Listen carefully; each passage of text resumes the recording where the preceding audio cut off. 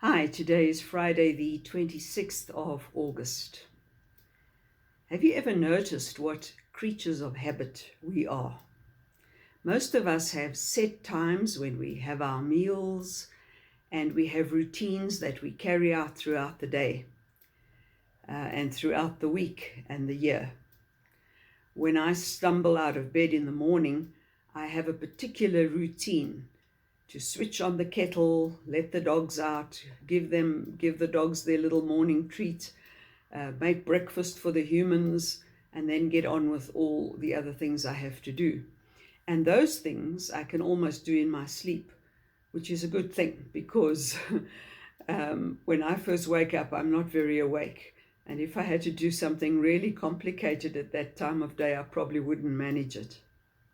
I notice even with my dogs that at a certain time of day, usually late afternoon, they start hovering and all around us and staring at us because it's time to go for a walk. Routines have a good place in our lives.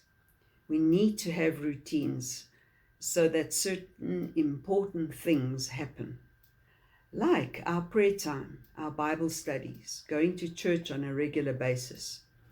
If we don't do these things in some sort of routine way and only do them from time to time, there's a danger that the time to time becomes less and less. And if there isn't a routine, it can eventually mean that it erodes away completely. They say practice makes perfect.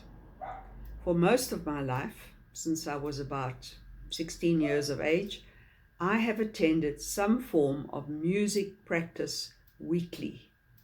At one stage, I was in the cathedral choir in Pretoria, and I was also in a folk mass group.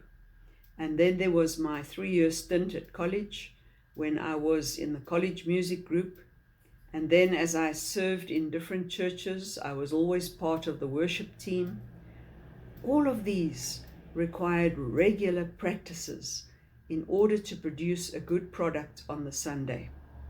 And that involves time and sacrifice, effort. But if you don't do it, you're not going to be able to produce the best you can. And we do it for the Lord, so we must give Him our best.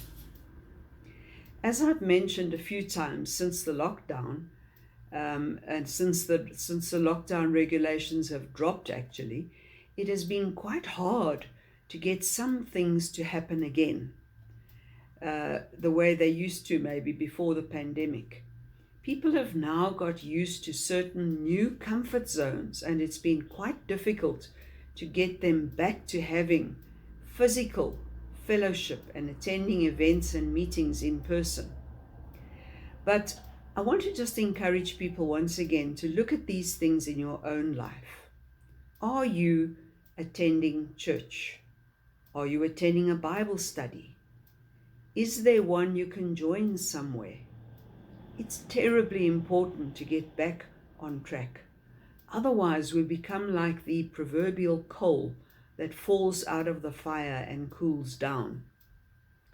We are now 1 week away from our mission called Hope for the Future, and I'm very excited about how it's all coming together.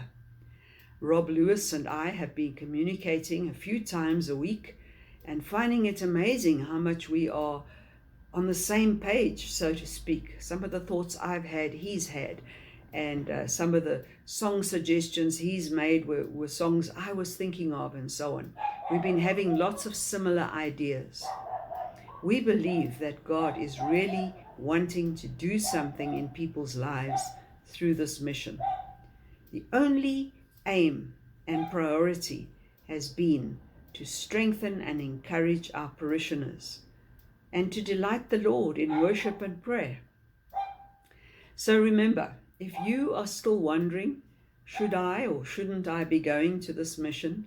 The only purpose of the mission is that you should be blessed.